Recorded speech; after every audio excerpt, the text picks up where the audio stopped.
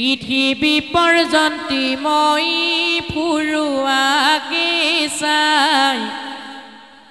পাপী কলিয়াৰ মোৰ হাতৰ নেৰাই ধৰণিক ধৰ্মক সাক্ষীয়ে কি বুলি দাবৰয় আজুৰি খান্দা ধৰিলন্ত তুলি মুহুৰ ৰাজ্যতয় আহি কৰয় অপকাৰ জানিলো পাতকি তোৰ কটকটাই ঘাৰ পৰীক্ষিত ৰিপতিয়ে ধৰ্মক কৈছে যে সেই ধৰ্ম কিনো ভৈল তোমাৰ পৃষাদ যে সেই ধৰ্ম তোমাৰ এনে বিষাদ কিয় হ'ল তুমি কিয় এনে যন্ত্ৰণা ভোগ কৰিবলগীয়া হ'ল ভাঙ্গিলেক তপ শৌচ দয়া তিনি পদ যে সেই ধৰ্ম সেই আত্মতত্ত্ব নজনা ক্ষুদ্ৰটোৱে দণ্ডলৈ তোমাৰ চাৰি ভৰি অৰ্থাৎ সত্য শৌচ তপ আৰু দয়া এই চাৰি ভৰিৰ ভিতৰত তিনিওটা ভৰি ভাঙি দিলে সেই তিনি ভৰি কি তপ শৌচ আৰু দয়া এই তিনিওখন ভৰি ভাঙি দিলে কেৱল আশ্ৰয় মাত্ৰ সত্য নাম ভৰি এই বৰ্তমান বাচি আছে গৈ সত্য নামৰ ভৰিখনকে তাকো ভাঙিবাক চাহে কলি দণ্ড ধৰি আৰু সেই দুষ্ট দুৰাশয় মহাপাপীয় ধৰ্ম কলিয়ে তোমাৰ বাচি থকা সেই সত্য নামৰ ভৰিখনকো হাতত দণ্ড লৈ ভাঙিব বিচাৰিছে সেই ধৰ্ম ধেনুৰূপে জানিলো এহেন্তে বসুমতী কৃষ্ণৰ বিৰহ তাপে ক্ষীণ ভৈল আতি তুমি যেনেকৈ শুক্ল বৃষভৰূপী ধৰ্ম এয়া হ'ল ধেনুৰূপী ধৰিত্ৰী মাতৃ কৃষ্ণৰ বিৰহৰ তাপ সহ্য কৰিব নোৱাৰি ধৰিত্ৰী মাতৃৰ ধ্বজ বজ পংকজ শৰীৰৰ আটাইবোৰ অলংকাৰ খহি পৰিল আৰু কৃষ্ণৰ বিৰহৰ তাপ সহ্য কৰিব নোৱাৰি ধেনু মাতৃ বা ধৰিত্ৰী মাতৃ শুকাই ক্ষীণাই গৈছে সেই ধৰ্ম সেই মাৱ ধৰণী শুনিউক ধৰ্ম বাপ নকৰা কলিক ভয় তেজিও সন্তাপ যে হে মোৰ মাতৃ ধৰিত্ৰী আৰু পিতৃ ধৰ্ম তোমালোকৰ সন্তাপবিলাক মোৰ আগত দূৰ কৰা কলিক আৰু ভয় নকৰিবা কলিৰ পৰা ভয় ত্যাগ কৰি সেই কলিয়ে তোমালোকক কিয় এনেকৈ অত্যাচাৰ কৰিলে সেই কথাখিনি মোৰ আগত অৱগত কৰা ধেনুমাও পৃথিৱী পৰ্যন্তি মই ফুৰুৱাকে চাই পাপী কলি আউৰ মূৰ হাতৰ নেৰাই সেই ধেনুমাও আৰু ধৰ্ম মই এই সহাগৰা পৃথিৱীখনত এই দুষ্ট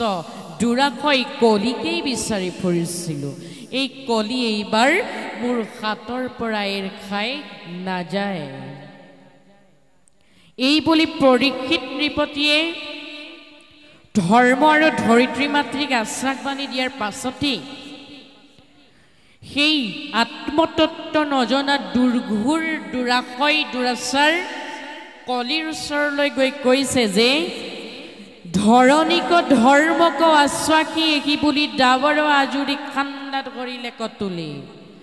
ধৰ্ম আৰু ধৰিত্ৰী মাতৃক আশ্বাসবাণী দি পৰীক্ষিত নৃপতিয়ে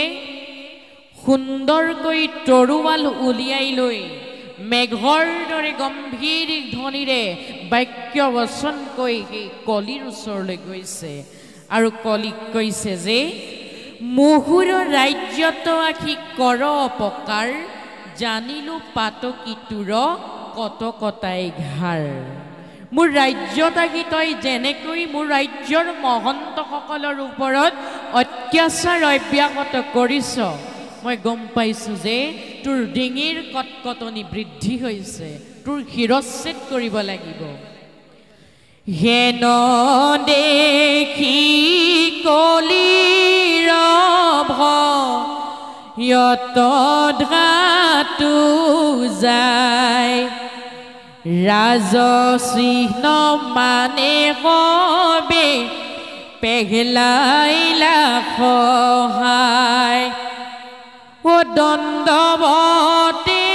পৰীক্ষাতে ধৰিয়া চৰণ ত্ৰাহি ত্ৰাহি বুলি তান্তে পখিলো হৰণ আউৰ নকৰিবা দ্ৰোহ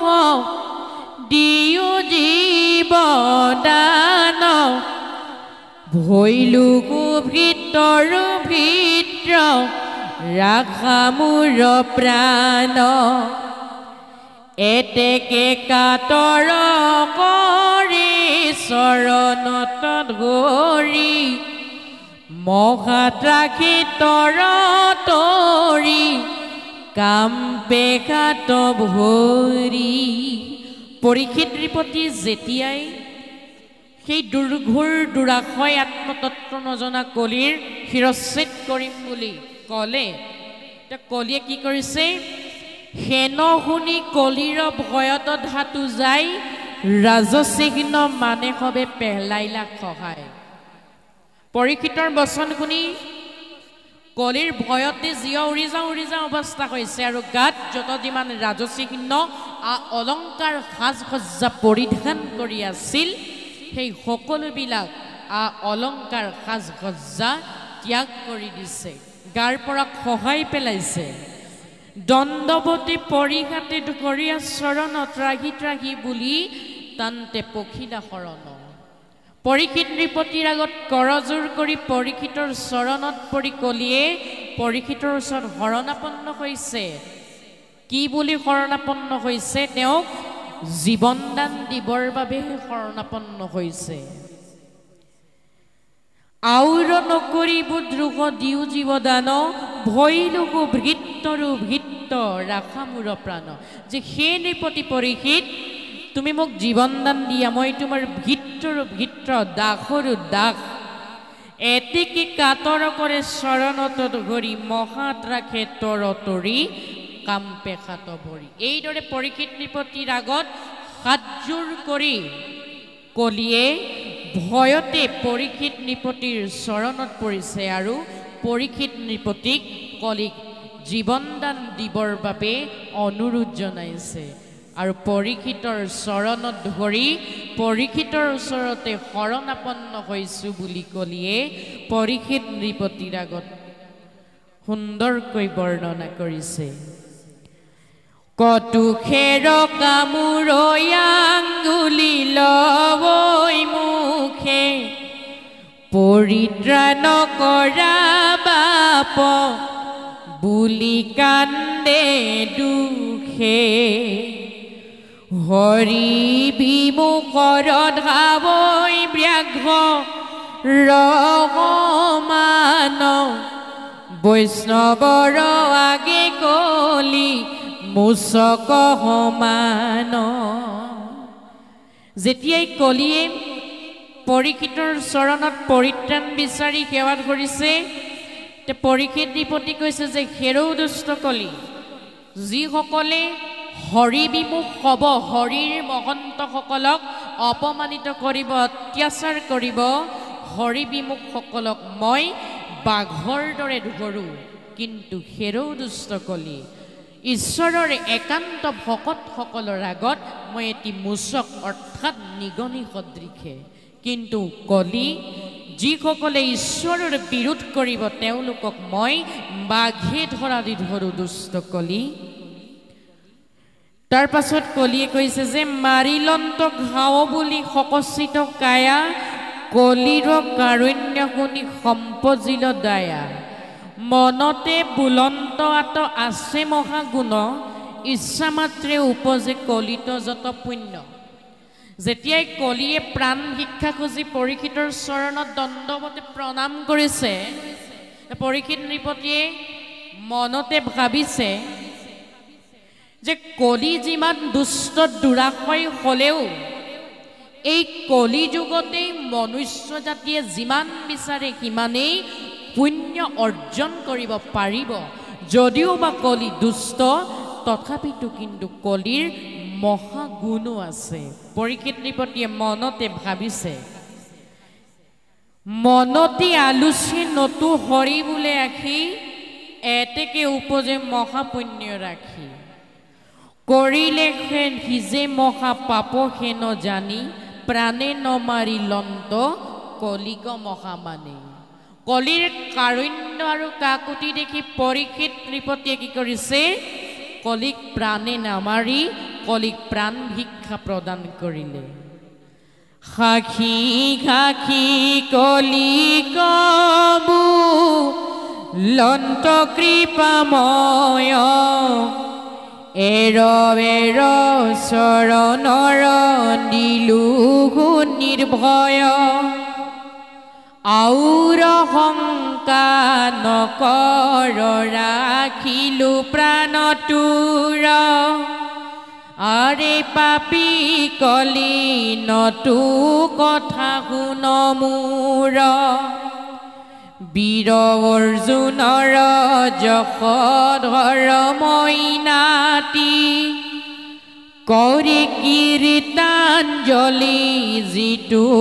আমাক সম্প্ৰতি আউৰ নাহি তোৰ মুত কন্তে কিছু ভয় কিন্তু মোৰ দেখত নৰবি দুৰাচাৰ পৰীক্ষিত নৃপতিয়ে কাহি কাহি কলিক কৈছে যে মোৰ চৰণ দুখনক এৰি দে মই তোক আজি প্ৰাণ ভিক্ষা প্ৰদান কৰিলোঁ প্ৰাণদান দিলোঁ তোৰ প্ৰাণৰ আৰু শংকা নাই দুষ্ট কলি কিন্তু শুন কেৰো দুষ্ট কলি মোৰ এই সৰ্বাংগ সুন্দৰ ৰাজ্যখনৰ পৰা কিন্তু তই আঁতৰি যাব লাগিব যদিও বা মই আজি তোক প্ৰাণ ভিক্ষা প্ৰদান কৰিলোঁ তথাপিতো কিন্তু তই মোৰ ৰাজ্যত থাকিব নোৱাৰিবি মোৰ ৰাজ্যৰ পৰা গুচি যা দুষ্ট কলি এইদৰে পৰীক্ষিত নৃপতিয়ে দুৰাশয় কলিক কৈছে কলিয়ে কি কৰিছে এৰাম সহাগৰা ধৰণী তোমাৰ হবে ৰাজ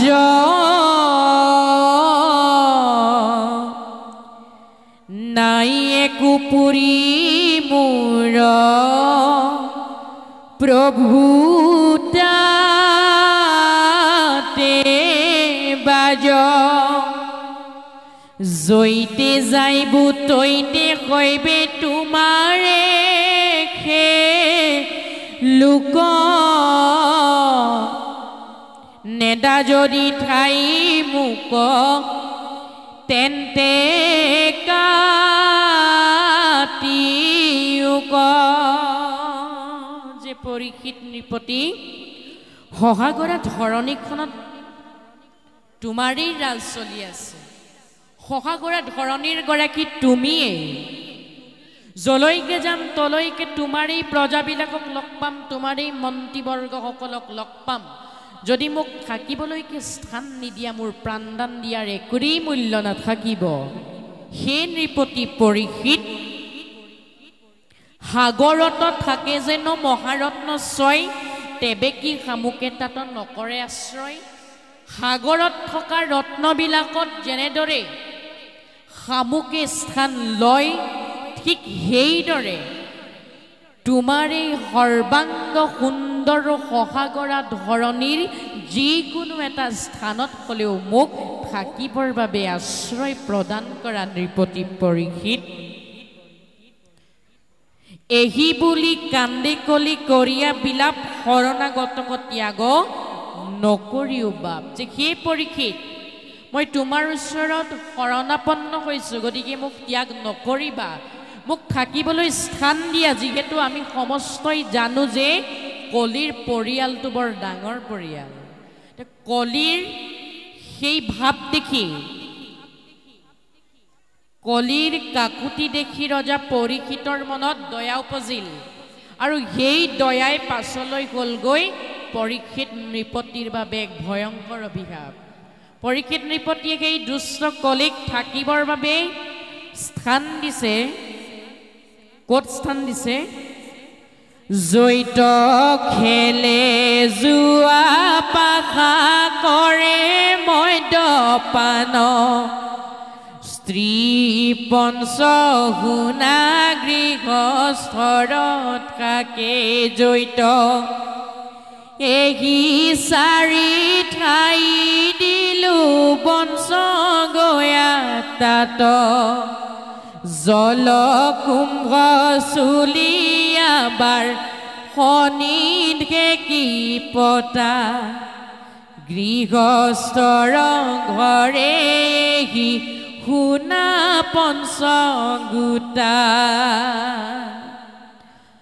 যে সেই দুষ্ট কলিতক থাকিবলৈ স্থান দিছো যে জৈত খেলে জুৱা পাখা কৰে মদ্যপান স্ত্ৰী পঞ্চকোণা গৃহস্থৰ থাকে জৈত এহি চাৰি ঠাই দিলো বংশ গয়া ত্বৈত যে সেই দুষ্ট কলি য'ত মদ থাকিব মাৰ্চৰ্য থাকিব জুৱা থাকিব খুন থাকিব স্ত্ৰী পঞ্চকোণা পাপ থাকিব তই তাতেই থাকিবি দুষ্ট কলি আমি ঘৰতে প্ৰমাণ পাই থাকো যে মদ মাৰ্চৰ্যত বা জুৱা খেলত কলি থাকে কেনেকৈ যেতিয়া বাপজনা কেইটকামান পইচা দি বজাৰলৈ পঠিয়াব বজাৰলৈ গৈ বাপজনাই যেতিয়া বন্ধুৰ লগ পাই চেণ্টাৰত বহি যায় ঘৰলৈ বয় বস্তু অনাৰ কথা পাহৰি যায় ঘৰলৈ আহি স্বামী স্ত্ৰীৰ মাজত লাগি যায় হোৱা দোৱা আৰু তাৰ মাজতে সৃষ্টি হয় কলিৰ সেইকাৰণে আমি সমস্তে কৈছো যে মদ মাৰ্চৰ্য জুৱা এই সকলোবিলাকতে কলিৰ আশ্ৰয় আছে সেইকাৰণে বাপ সমস্ত যুৱক চাম আমি সকলোৱে মদ মাৰ্চৰ্য জুৱা পাখা এই সকলোবিলাকৰ পৰা নিজৰে ঈশ্বৰে প্ৰদান কৰা সৰ্বাংগ সুন্দৰ শৰীৰটোক অতৰাই ৰখাটোৱে আমাৰ প্ৰধান কৰ্তব্য হ'ব পৰীক্ষিতে থাকিবলৈ স্থান দিলে স্ত্ৰী পঞ্চগুণা পাপ কি জলকুম্ভ চলিয়া বাৰখনি ঢেকি পতাই 5টা পাপ গৃহস্থীৰ পৰিয়ালত থাকিবই এই 5 পাপতো তই বিৰাজ কৰিবি দুষ্ট কলি কিন্তু শুনগিৰো দুষ্ট কলি যদিও বা থাকিবলৈ তোক ইমানখিনি ঠাই দিলো এটা স্থানলৈ কিন্তু তই ভুলতো নাযাবি সেই স্থানটো কি ও জৈত কৰে শ্ৰৱণ কীৰ্তনকে খবৰ নাচাপিবি পাপী সিটো গৃহস্থ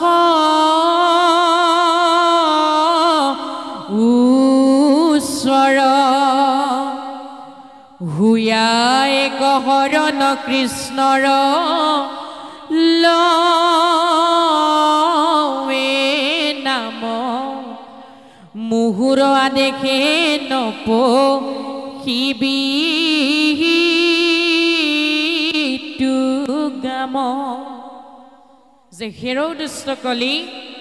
য'ত কেশৱৰ গুণনাম তেৰাৰ একনিষ্ঠ ভকতে শ্ৰৱণ কীৰ্তন কৰি থাকিব তই কিন্তু তালৈ ভুলতো নাযাবি যদিহে যাও প্ৰভু নাৰায়ণৰ মহাকৃপে তোক পুৰি ভস্ম কৰি পেলাব তোক থাকিবলৈ স্থান দিলো এই সকলোবিলাক কিন্তু দুষ্ট কলি তেৰাৰ একান্ত ভকতে তেৰাৰ গুণ কীৰ্তন কৰা স্থানলৈ কিন্তু তই ভুলতো নাযাবি পৰীক্ষিত নৃপতিয়ে 4 জেগাত স্থান দি দিলে কলিক তথাপিতো কিন্তু কলিৰ সেই 4 জেগাত থাকিবলৈ যথেষ্ট হোৱা নাই কলিয়ে পৰীক্ষিত নৃপতিক থাকিবৰ বাবে আৰু স্থান বিচাৰিছে কৈছে যে এৰাম পৰিবাৰ বৃষ্টাৰ নুজুৰে স্থান আৰু কিছু দিও কহে নবাব তু প্ৰাণ যে হে নৃপতি পৰীক্ষিত মোৰ পৰিবাৰ মোৰ পৰিয়ালটো বৰ বৃহৎ সেয়েহে নৃপতি পৰীক্ষিত তুমি প্ৰদান কৰা ঠাইবিলাক বৰ কম হৈছে বাস কৰিবৰ বাবে দয়া কৰি মোক আৰু অলপমান ঠাই দিয়া কলিৰ কাৰুণ্য ভাৱ দেখি পৰীক্ষিত নৃপতিয়ে কলিক আৰু দিছে থাকিবৰ বাবে জেগা সেইবিলাক কি দিলো সুবৰ্ণক তাতো বাস কৰ কলি অধৰ্মৰ গোষ্ঠীকমে জানতে যাহা চলি যে কোনখিৰ দুষ্ট কলিটোক থাকিবলৈ মই আৰু এডোখৰ স্থান দিলো সেই জেগাডোখৰ নাম হৈছে স্বৰ্ণ অৰ্থাৎ সোণ তথাপিতো কিন্তু কলিৰ মনৰ পৰা সংশয় দূৰ হোৱা নাই কলিক আৰু স্থান লাগে পৰীক্ষিত নৃপতিয়ে আৰু এডোখৰ স্থান দি দিলে সেই স্থানটোৱে হৈছে জুই পৰীক্ষিত নৃপতিয়ে ক'লে তোক মই বহুত স্থান দিলো তই সোণত থাকিবি জুইত থাকিবি স্থিত থাকিবি গৃহস্থৰ পঞ্চগুণা পাপত থাকিবি কিন্তু দুষ্ট কলি ঈশ্বৰৰ একনিষ্ঠ ভকতে তেৰাৰ নাম লোৱা ঠাইলৈ তই ভুলতো নাযাবি পৰীক্ষিতে ইমানবিলাক স্থান দিয়াৰ পাছতহে কলিয়ে মনত সন্তোষ পাইছে কলি থাকিবৰ বাবে স্থান হৈছে কলিয়ে দণ্ডৱতে আকৌ পৰীক্ষিত ৰজাৰ চৰণত শৰণাপন্ন হৈছে কলি কেনেদৰে স্থান দিয়াৰ পাছতে পৰীক্ষিত নৃপতিয়ে ধৰ্ম আৰু ধেনু অৰ্থাৎ বৃষভ ৰূপধাৰী ধৰ্ম আৰু ধৰিত্ৰীৰ মাতৃৰ ওচৰলৈ আহিছে আৰু কি কৰিছে ৰাম নিগ্ৰহীয়া কলিক ধৰ্মক ৰক্ষা কৰি জুৰাইলন্ত তপঘোষ দয়া তিনি ভৰি পৃথিৱীক কৰিলন্ত আশ্ৰাখিনি পতি নগৰিবা ভয় তুমি মাওব খুমতি কলিৰ ওচৰৰ পৰা আহি পৰীক্ষিত নৃপতি সেই কলিয়ে ধৰ্মৰ ভাঙি দিয়া তপ শস্য দয়া এই তিনিওটা ভৰি পুনৰ লগাই দিছে আৰু ধৰ্ম আৰু ধৰিত্ৰী মাতৃক কৈছে যে তোমালোকে ভয় নকৰিবা মোৰ এই প্ৰভু নাৰায়ণে প্ৰদান কৰা ৰাজ্যখনত যেতিয়াই অধৰ্মই দেখা দিব মই তেতিয়াই সেই অধৰ্মক দূৰ কৰিম এইদৰে পৰীক্ষিত নৃপতিয়ে ধৰ্ম আৰু ধৰিত্ৰী মাতৃক আশ্বাসবাণী প্ৰদান কৰি এ ৰাম পৃথিৱীক নমস্কাৰ কৰিলা নৃপতি চলি গইলা পাছে নিজ মন্দিৰ প্ৰতি পৃথিৱী আৰু ধৰ্মক সহস্ৰবাৰ প্ৰণিপাত কৰি পৰীক্ষিত নৃপতিয়ে নিজৰ গৃহৰ ফালে যাত্ৰা আৰম্ভ কৰিছে পৰীক্ষিত যোৱাৰ পাছত শুক্ল বৃষভ ৰূপধাৰী ধৰ্মই ধৰিত্ৰী মাতৃক পৰীক্ষিতৰ গুণবিলাক কৈছে এনেদৰে কি কহিবু কৌৰৱৰা যাৰ মহিমা ক দ্ৰোণীৰ ব্ৰহ্মাস্তে যাক নদহিলে আক ৰাখিলন্ত গৰ্ভত প্ৰৱেশী ভগৱন্ত পৰীক্ষিত সমান নাহিকে ভাগ্যৱন্ত কৈছে যে কৌৰৱ ৰাজাৰ এক মুখ্য সেনাপতি দ্ৰোণীৰ ব্ৰহ্মাস্ত্ৰয়ো পৰীক্ষিত নৃপতিক একো কৰিবগৈ নোৱাৰিলে পৰীক্ষিত নৃপতিক গৰ্ভতেই প্ৰভু নাৰায়ণে ৰক্ষণাবেক্ষণ দিলে আৰু গৰ্ভতেই প্ৰভু নাৰায়ণে স্বয়ং দৰ্শন দিলে পৰীক্ষিতক সেইভাবে কৈছে যে পৰীক্ষিত নৃপতিৰ সমান দ্বিতীয়জন আৰু কোনোবা ভাগ্যৱন্ত আছে জানো আমাৰ মতে নাই নহয়নে বাৰু কৃষ্ণ তয়ৰ পিয়া শ্ৰীত্য হিতু মহাক্ষয় ত্যক্ষকে দংখন তেজাৰ নুপজিলে ভয় কৃষ্ণ মূৰ্তি শ্ৰুতি আদি ধৰি আহিয়াত তেজিলন্ত কুকহিছে শৰীৰ গংগাত পৰীক্ষিত নৃপতিয়ে নিজৰ এই শৰীৰটো কৃষ্ণৰ চৰণত অৰ্পণ কৰি দিলে তক্ষকে দংশন কৰোঁতেও যাৰ ভয় নুপজিল মনত ভয় সংশয় নহ'ল সেইজনা পৰীক্ষিতে কৃষ্ণমূৰ্তিক হৃদয়ত ধাৰণ কৰি সেইজনা শুকশিষ্যই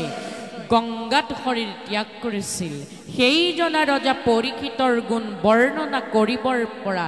ধৃষ্টতা কাৰো নাই বুলি ধৰ্মই পৰীক্ষিত নৃপতিৰ কথা ধৰিত্ৰী মাতৃক বৰ্ণনা কৰিছে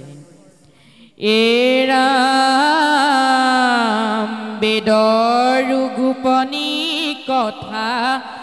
কহিলো নিশ্চয় নকৰিবা তো কিছু শুনক সংশয় হুতৰিখি সংবাদ সত্ৰত যে নভৈল 16 সপ্তদশ অধ্যায়ৰ কথা গৈল এ শুনা সামাজিক লোক কৃষ্ণৰ চৰিত্ৰ আতপৰে আন ধৰ্ম নাহিকে কলিত জানিবা সমস্তে শাস্ত্ৰই খেসাৰ আতপৰে নাহি গতি কলিৰ প্ৰজাৰ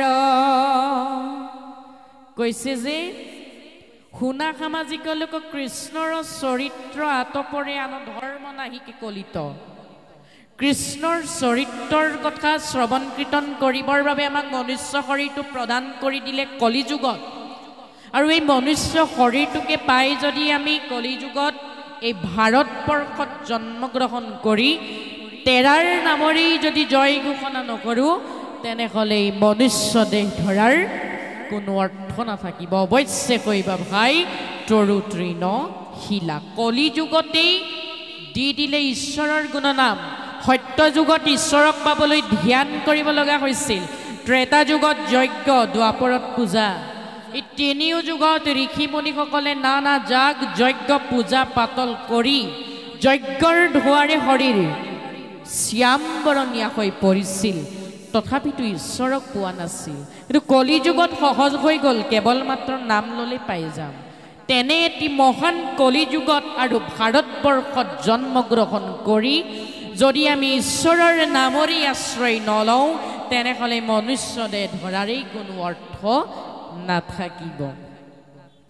মৰাকো জীয়াও ইটো অমৃত ঔষধ হেন নাম নধৰি আপুনি যায় ঔধ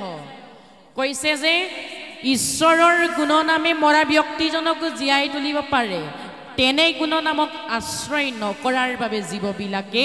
কলিযুগৰ জীৱবিলাক অধপতনে গৈছে বুলি সুন্দৰকৈ শুকগুৰুৱে শৌনক ঋষিৰ আগত বৰ্ণনা কৰিলে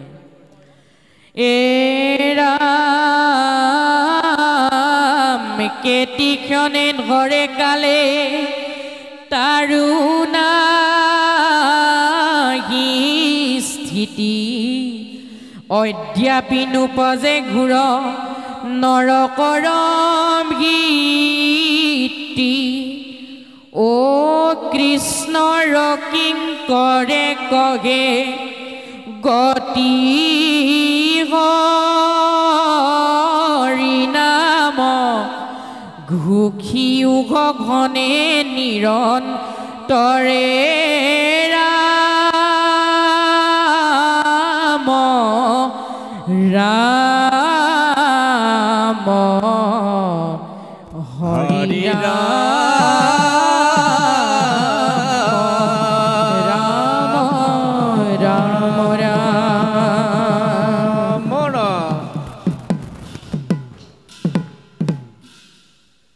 আমি সমস্তই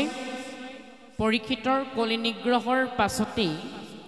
উদ্যুক্ত মণ্ডলীয়ে আমাক সমস্ত কোৱাৰ ধৰণেৰে ষষ্ঠ স্কন্ধ অজামিল উপাখ্যানৰ মংগলাচৰণকে আদি কৰি নৰকৰ বৰ্ণনা নৰকৰ যন্ত্ৰণা পাপৰ প্ৰায়শ্চিত্ৰ অধ্যায়কেইটা আলোচনা কৰিম বুলি কৈছিলোঁ আমি পৰীক্ষিতৰ কলি নিগ্ৰহ ভাগ আলোচনা কৰাৰ পাছতেই অজামিল উপাখ্যানৰ অধ্যায়কেইটাৰ বিষয়ে আগবাঢ়িব লাগিব